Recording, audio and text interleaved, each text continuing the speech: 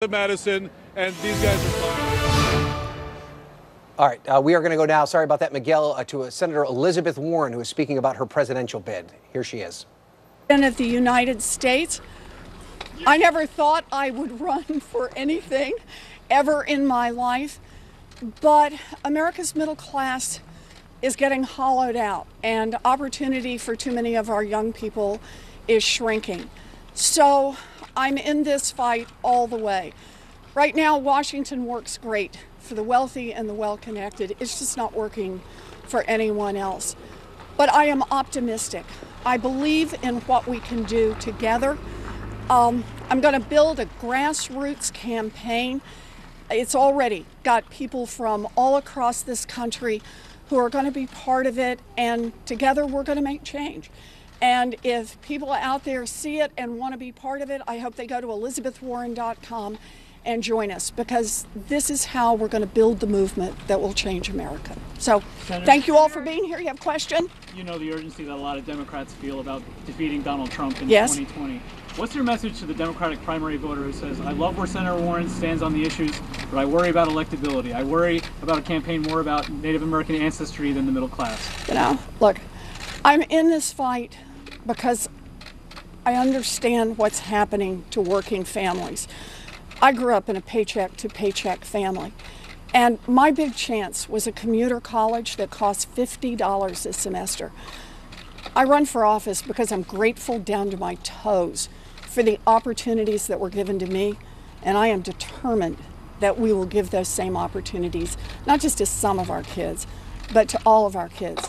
I think when we fight for something positive, for something big, when we show, not just tell, but show what Democrats will get out there and make happen, I think that's how we win. Senator Warren, now, do you think your politics are too polarizing for a national audience? You know, look, the way I see it right now, Washington works great for giant drug companies, but just not for people who are trying to get a prescription filled. Washington works great for for-profit colleges and student loan outfits, but not for young people who are getting crushed by student loan debt. And you could keep going through the list. The problem we've got right now in Washington is that it works great for those who've got money to buy influence. And I'm fighting against that, and you bet it's going to make a lot of people unhappy. But at the end of the day, I don't go to Washington to work for them. Our government should be working for the people, and that's the movement I'm going to lead. Senator, you articulated this very point throughout the course of your career, and you saw a real estate developer from New York expropriate that message in 2016. How do you basically convince people that this message is still a message that belongs to the Democratic Party, given that it's been expropriated and used effectively by a real estate developer? We have to get out there and be clear about what we're fighting for, and then we got to show we're willing to fight for it.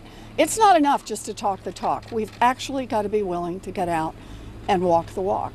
And that means we've got to stand behind the kinds of changes that will matter in the lives of everyday people.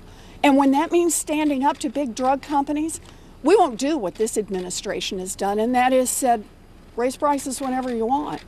We'll say we're going to make real change. Follow up. How does your message compare to that of Sherrod Brown, for example, and others who are making some of the same points? You know, I think it's great that we have a strong and growing group of Democrats who are making these arguments, who are fighting these fights.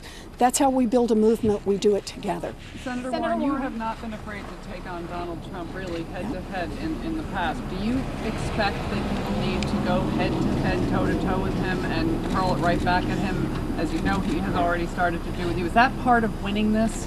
Look, I think the central part of winning this is to get out and talk with people about what we're fighting for. We want a government that works not just for the rich and the powerful. We want a government that works for everyone. And we can make that happen.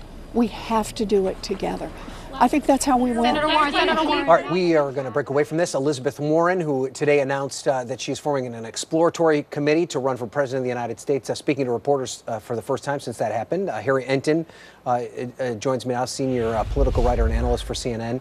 Harry, I'm not surprised, but impressed that she didn't just come out and make a blanket statement, but actually answering questions from reporters. I don't know how much she's answering them in specificity. Sure. But, this, I think, demonstrates that she's taking this seriously and that she's ready to get her foot out there and take that first step. I mean, she's definitely taking it seriously, and the fact that she was really the first of the major candidates to put her foot into the ring, I think, suggests that she recognizes that she's going to have to work hard for this nomination, just as any other candidate will. But it was very interesting to me to hear the questions and her responses to them on the questions of electability, as well as on the question of she's not going to be the only progressive voice in this campaign. Right. Bernie Sanders, Sherrod Brown are most likely to get into this race, and how is she going to separate herself from them in order to win the nomination? You know, it's interesting. I've heard a lot of Democrats answer very similarly along the same lines that she did by saying, the more the merrier. Let's get more voices out there who think in similar ways that I do. The more of us talking about it, the better that is for the country.